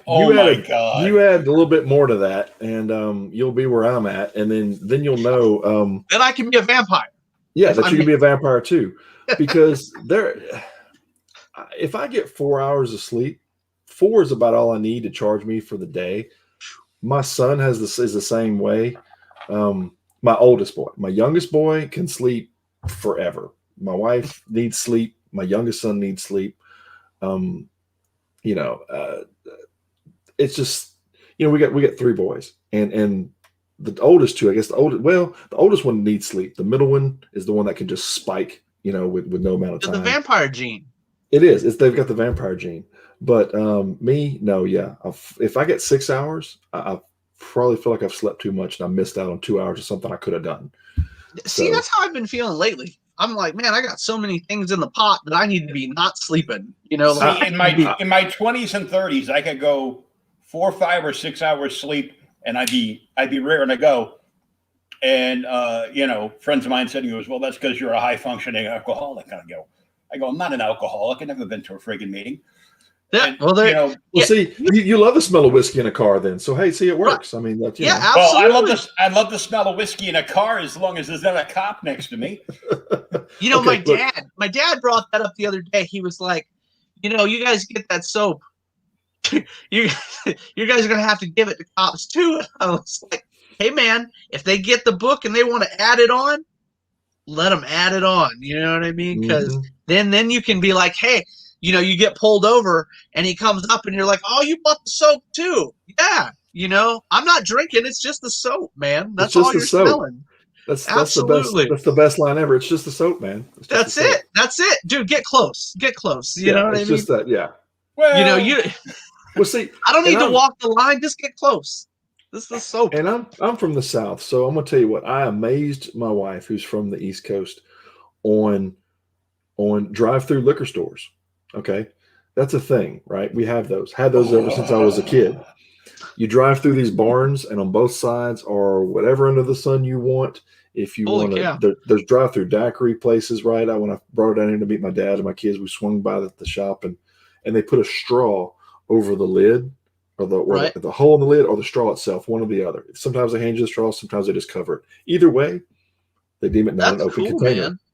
That's awesome. How cool So is that? that's I mean, and we were on the beach, right? So let me set the stage here. Myrtle Beach is like the upper echelon playground, right? It's kind of like Destin, Florida, or I say upper mid grade for me, I should say. Right. But so Destin, they call it, they get the Emerald Coast, right? It's real pretty water, emerald water, and white sands, and Myrtle Beach was now. Not so snow snazzy the last couple of years. It's kind of been nicknamed Murder Beach, but anyway, that's a Oh Lord. that's a different show. But Right. But that being said, they weren't privy to any of this kind of stuff. Like I had gone to a festival over there, and most of the time you see me, I'll end up being a cowboy hat rather than a baseball hat. So Right. I'm at the country music festival, right? 100,000 people at Myrtle Beach. Kenny Chesney's there and all kind of people. And we hung out with a couple different musicians backstage, and For sure. I got to chant with Dirk Bentley and stuff. And so, Dirk Bentley's like, I don't know, he comes up to like right here on me. So, Man, that's the what was I thinking guy, right? I didn't, and I didn't see that coming. Like they always shoot him from below, right? So, Right. like him and the guy, from Bon Jovi, and all those people purposefully get shot from the bottom, so they seem like they're 8 foot tall.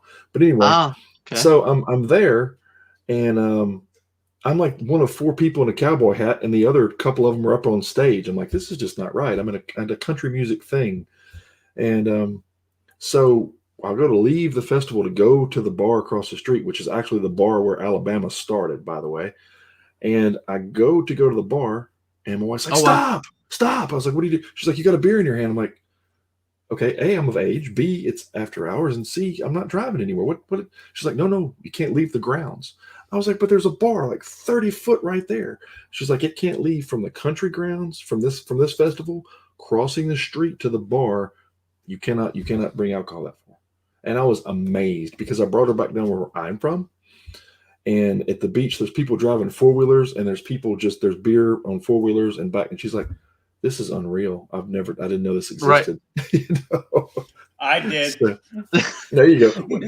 Well, if we can have a festival on anything, Frog Festival, Rain Festival, Tamale Festival, Crawfish Festival, I have a calendar in there somewhere. Every festival that we've ever come up with and still coming up with. I mean, sadly, as a state, when Mardi Gras happened, they didn't stop Mardi Gras for COVID, and they're suffering for it now. That's a whole different. Oh wow! Don't do it. So the mayor's like, "Sorry, my bad. We had it anyway, and we kind of really didn't mean to, but sorry, we got the whole half the state Oh, infected man. now. This was last Mardi Gras. They're still suffering for that. That sucks. I've got pictures of Bourbon Street, which has never been vacant in my lifetime. Vacant now. Like you don't see even a rat running by. Wow. I mean, it's just like bad. There's That's craziness, man. It's crazy. And when it comes to New Orleans and that kind of thing, like I said, from that end of the world, I actually get a chance to be a representative or a go-to guy or something for different books and stuff that want to talk about New Orleans. I'm actually doing that kind of repping thing for another book that's actually, the city itself is a character within the book, right? As backdrops can be. So right. I'm getting a chance to tell them about, that's what drew us together to talk was about New Orleans itself. He's like, well, I got this backdrop as New Orleans, so I got to do your book. That's just all there is to it. But, I love it. There's so many different aspects though of the setting that you've created and the universe that you've created. I loved when you told me about the idea of the book that had all the different groupings of all the different characters and what all they did, right? You're basically your go-to guide. And that thing, I'm going to tell you right now, and you heard it here, like you said, that book is going to be sharp. I know I got my copy on reserve, and he's probably keeping one, right? So there's 28 now available 28 copies to the rest of everybody. So just saying that the number's dropping pretty quickly here, so you better jump on it quick. Yeah, I'm crazy excited about that. I'm crazy excited about the fact that Gabby is putting in hour upon hour to get that book together. One fun thing about that is I wrote a mini story for each character that we have. So that's 30 mini stories that are going to be in this compilation book. You're going to get full on writing from me, not just like comic style. You're getting legitimate stories for each of these characters. And it'll come with a full page of art with the story.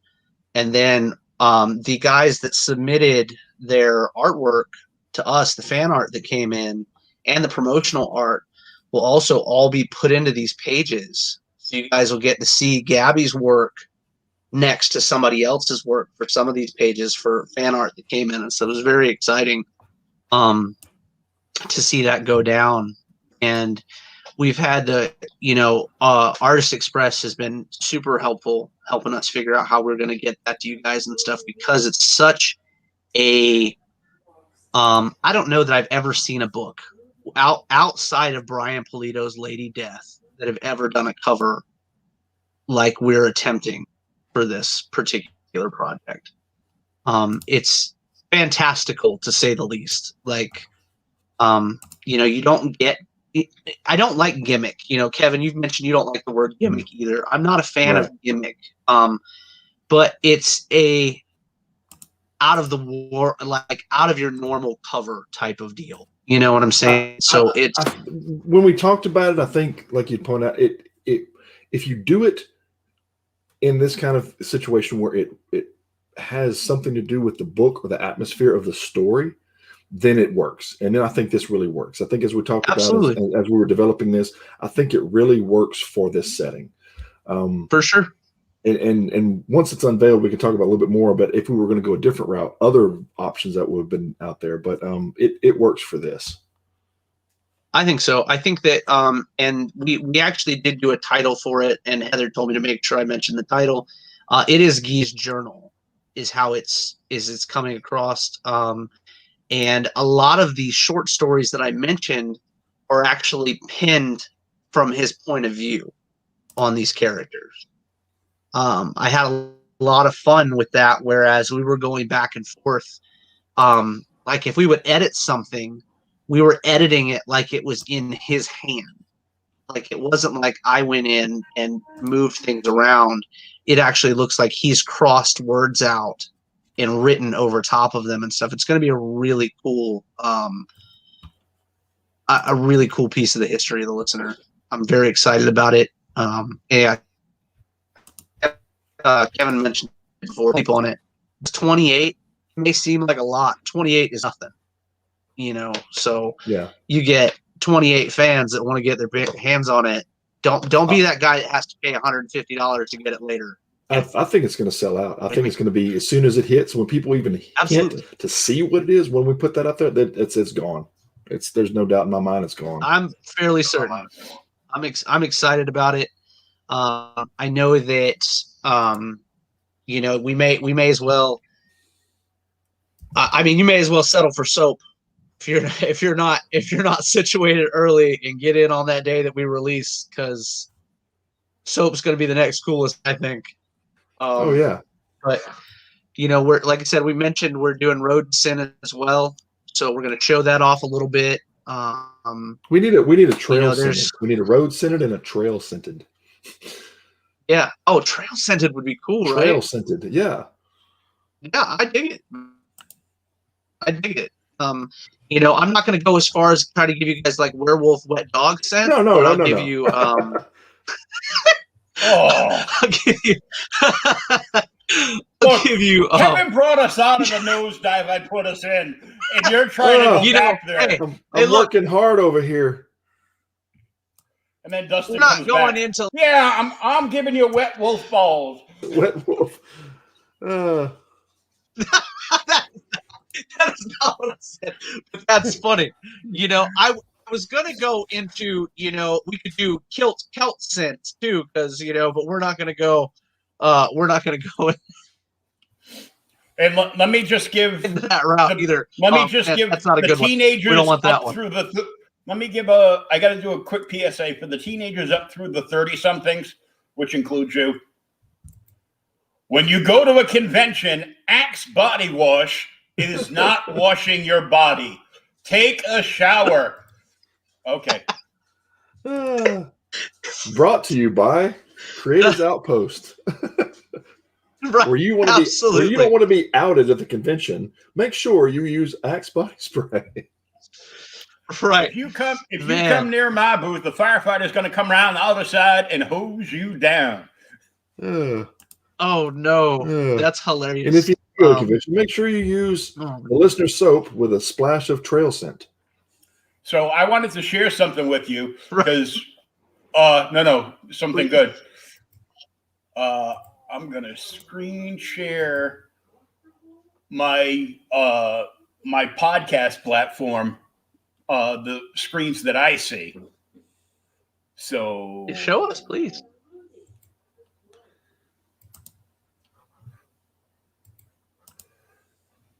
Now, if you look over here, that's you. You have the highest listeners and downloads from my podcast. I appreciate that. How cool is that? Then we're doing our job. Right. I'm doing something right. Right. I mean, I had a long talk with an inker the other day, and we talked about, to me and him as well, inking and what inking, paginating, and marketing, right, all kind of fall, and letterers for that matter. We're talking to the letterer about the same thing. It all falls under the same category. If we're doing our job, nobody says anything. It just kind of trucks along, and the campaign looks wonderful, and everybody's happy, and we got cases of soap going out, and everybody's chill. If something goes a little bit one way or the other, everybody's like, what did you do? Why didn't you do that? And I tell people, it's the horse to water scenario. And Dustin and I have talked about this many times. Yep. Our job is to bring the crowd. Your job is to bring the product, right? So we put the right product with the right crowd. So you, as the product person, have your game on. Dustin's got his game on. He's there. He's ready. He's got it all together. It's those one that you deal with that aren't quite there yet, that you end up kind of, what I call 4th and 35, right? You're trying to get them to a certain point, and getting there, that's probably where some of this gray comes from. We love it. I love a good campaign. I love getting in there in a good fight. Not that a wonderfully articulated campaign is boring by any means, because they're all fun. But when you have 8 to 10 of them going on at once, and then you have this one that just keeps boom, boom, boom, boom, boom, boom, boom, popping up, it's just, man, it gets the blood going, right? They're all fun. Don't be poisoning the horse, though. You know what I'm saying? No. We're not yet. Yeah, don't come to these guys and be like, I've got the great water, and then they bring it, and it's like stagnant, and it's bugs flying around it and stuff. Yeah. don't bring on the poison water, guys. Ink marketing is pretty cool. Well, I appreciate that. We've tried to bring a little bit more to the table, and some of the ones that need a little more help, we're helping more in the fact that structure wise and tier point wise and all that kind of stuff. We brought some more people in to the team that are experts in that, because everybody has their own expertise, right? And it takes kind of like your team, all the different expertise together, and make it a whole. Absolutely. And I'm not trying to zip into a commercial for us. I'm just saying we operate that way, and you operate that way, which we appreciate. For sure. It makes our job easier. Oh man, I couldn't do if we didn't have the people that we have.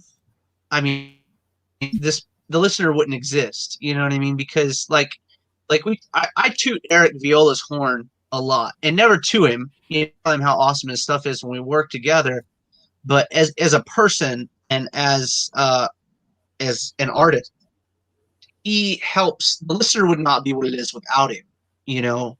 The story would be there, but the art is something that you don't see anywhere else. His stuff is fantastic, you know, and to have an interior artist like we have was an incredibly difficult thing to find a second artist that would be able to do as unique as he is, you know. So when we started with the second book, it was like as awesome and crazy as Eric's work is, who can do as awesome and crazy over here, but be 100% different at the same time, you know? And we found these guys. We found these team members for these different projects that are just absolutely phenomenal guys. I mean, and let me tell you, it doesn't take good soap to know that something generally smells good. You know, it's the positive water, man. You know what I mean? It's like when I lived in Florida, you know, you talked about the Fountain of Youth, and you could go see it if you want, you know what I mean? And we have sat with some of the coolest people on these projects, and literally, I joke about it every now and then when I sit down and it's late and I'm talking to my wife after we've edited some books, and it's like, we had 150 people, you know, apply for the listener. 150 people. And there's something about seeing people that will invest themselves. Like if Eric didn't come to us with, you know, he showed us his portfolio and all this other stuff, but he was like, hey, look, you asked for a piece, and send us a sketch. He sent us a full painting.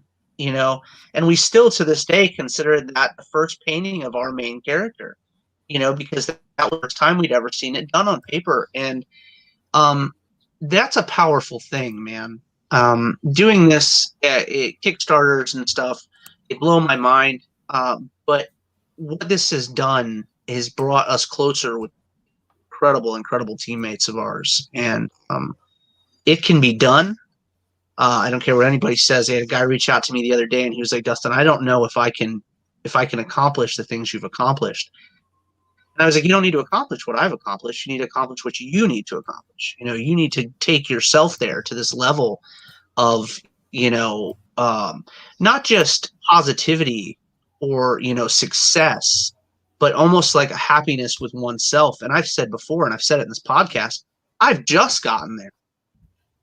You know, I was terrified, you know, doing a podcast or not a podcast, but a Kickstarter is horrifying to someone that's never done it before, you know, and Inked Marketing was like, hey, look, you've got good water, you know, and you don't smell like, you know, con scum. Can you, you know, you guys want to do something cool? And it was just like, yes, oh my gosh, you know, teach me, Obi-Wan, because I am about that.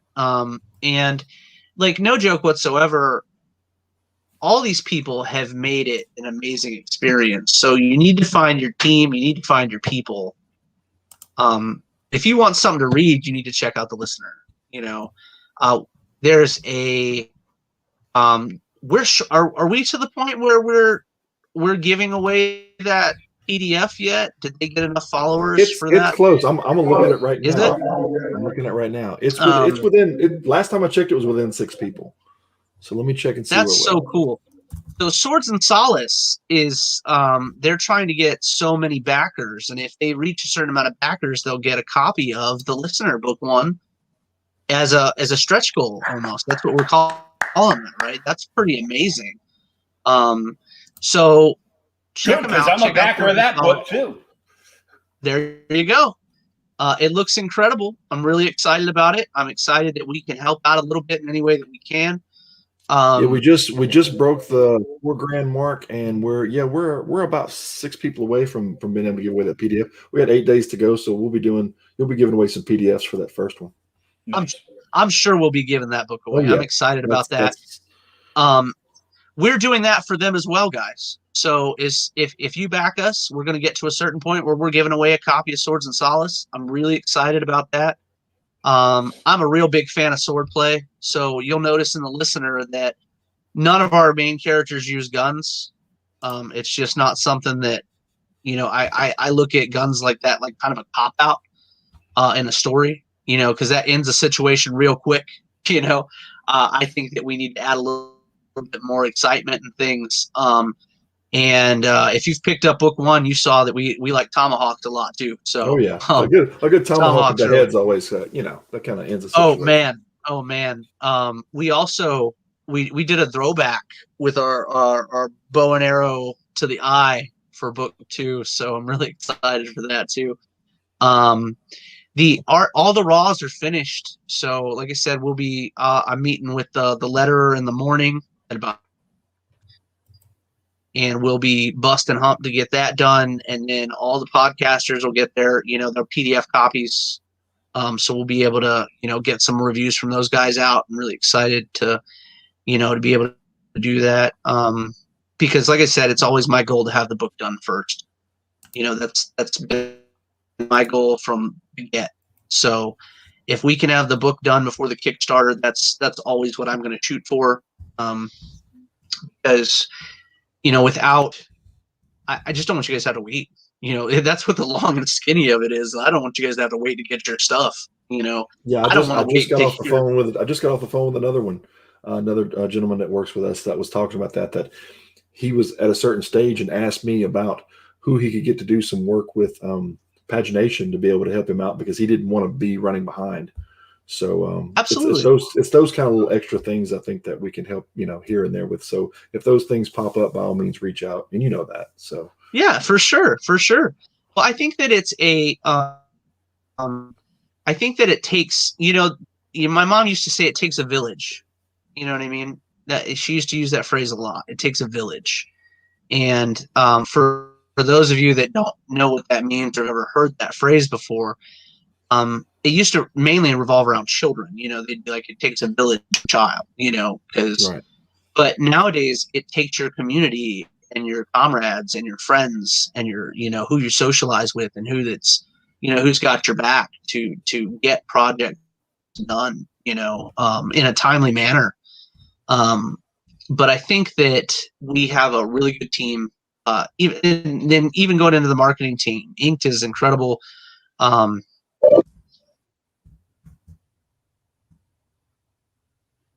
Whoops. No, we lost him. I guess that's the segue for you to talk about Inked.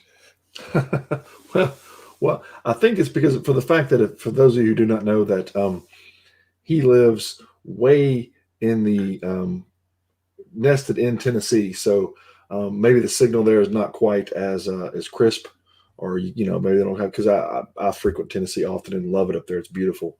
So maybe I'm thinking that's what it is. I'm going to talk with him about after this episode. But yeah, we're really involved with the Listener. It's a great campaign. They've written so many books ahead. Like I said, we get a chance to get privy to that, and yeah, he just messaged me that his network went out. I kind of figured that was the case, because it does get choppy there.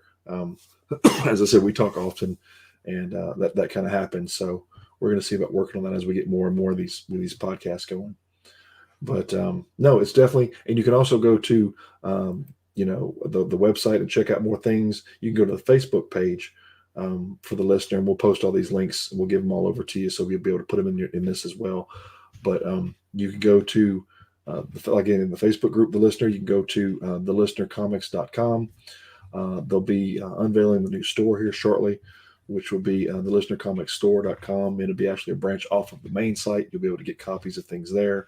So just a lot of great things going on right now for them. So we're really excited to be able to be a part of that. So, yeah. I also want to let everybody know that is listening to this on the backside at ageofradio.org. If you download this episode, please just keep in mind that he was having, like Kevin said, he was having the issue with his internet. Also,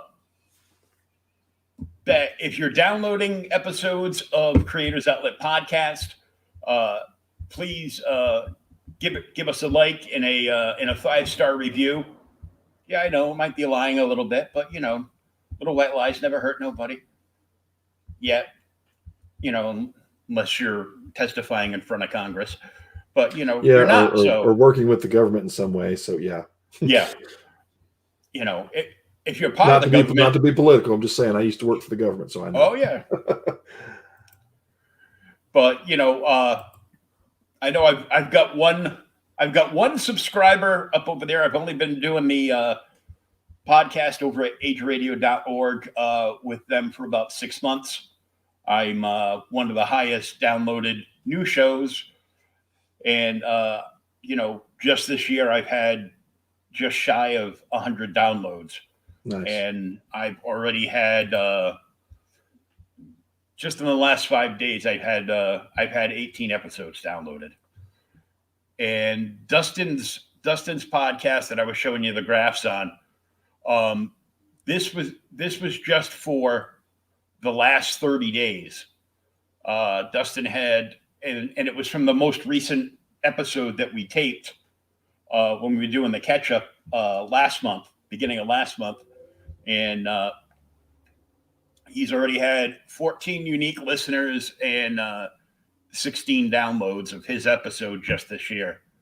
Well, that's, it's just you got to start, right? And you just got to build upon it. And that build just grows and grows and grows. That's how you develop a following, right? So that's how this is, the first book just came out. So we're going to just build upon that and keep going. Like you said, there's the stuff with the game going. There's the stuff with the store going. It's just as blossomed into all things, right? The listener. So it's going to be such a great thing to see this. And it's been great to be on it from the ground floor. So there's so many different things that are going on that everybody's going to get a chance to be a part of. And really tune in. Like I said, we'll have the whole cast and crew there, so to speak, talking about everything going on. And be sure to tune into that on the 15th. And we'll be getting all the links out there to all of our, sister podcast. So you get a chance to be in on that. And if you want to jump in and say hi, by all means, do that. We're going to be talking about some of the other groups and other sister networks and stuff that we've had him, Dustin, on, like yourself and some others. So, we're all one big family when it comes to that. We're always out there, all pulling for each other. Oh yeah, and we're part of the NSC Roadshow. Yes, that's you. Yes, that's me up in the corner there. Yes. And for those of you who don't know or haven't started to see it, you're going to start to see this icon pop up on several different podcasts, actually globally.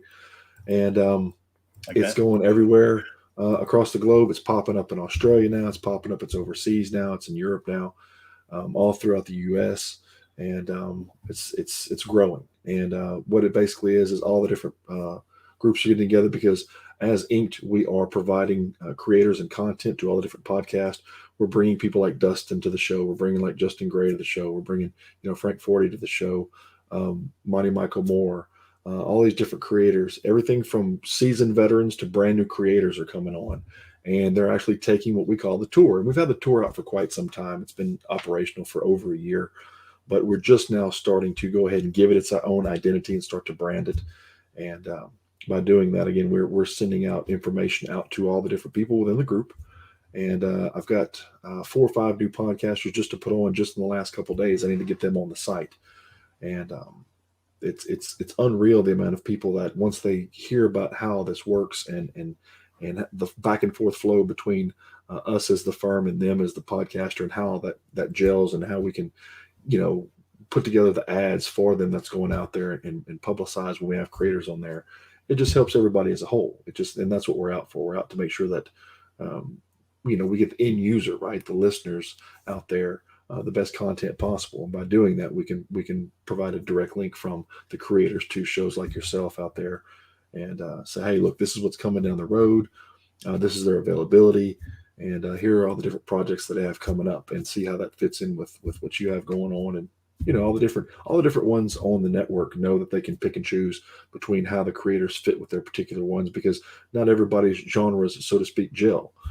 You wouldn't put certain shows with certain creators, and it all works out very wonderfully. So, I mean, there's enough of them on the group now, enough of them on the roadshow that we actually run a creator in a 30-day Kickstarter campaign. We can run them through anywhere from 8 to 10 different shows and hit a pretty good sized audience by doing that. And that's direct to the comic listeners themselves.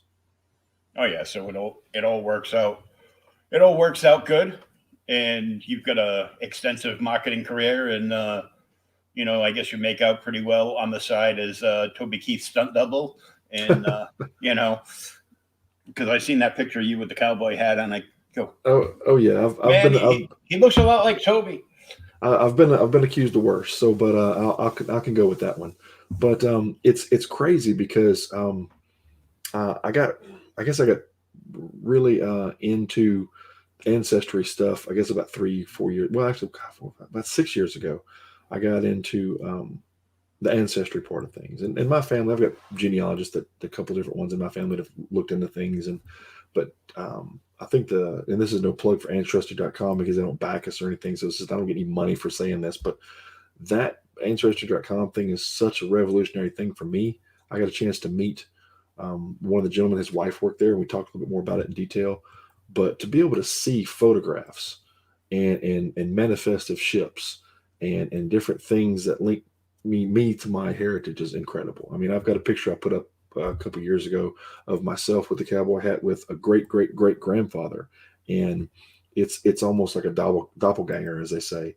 It was very crazy to see the looks that were there, and that strong genes, I guess, because my lineage goes all the way up to 1600, late 1700s. I've traced it back to maybe mid 1700s French. So everything's all the way back to France.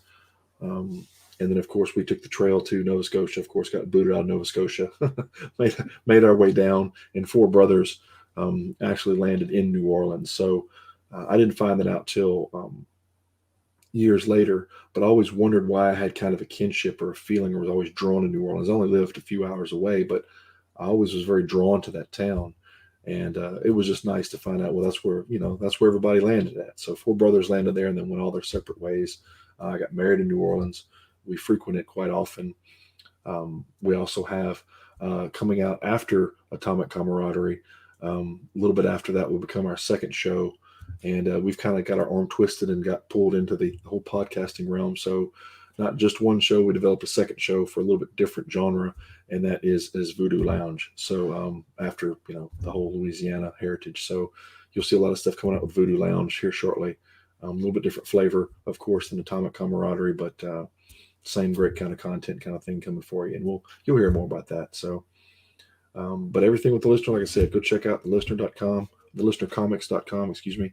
And go check out the store that's about to be, it should be up in the next few days. We're going to have kind of a virtual ribbon cutting for it, so to speak.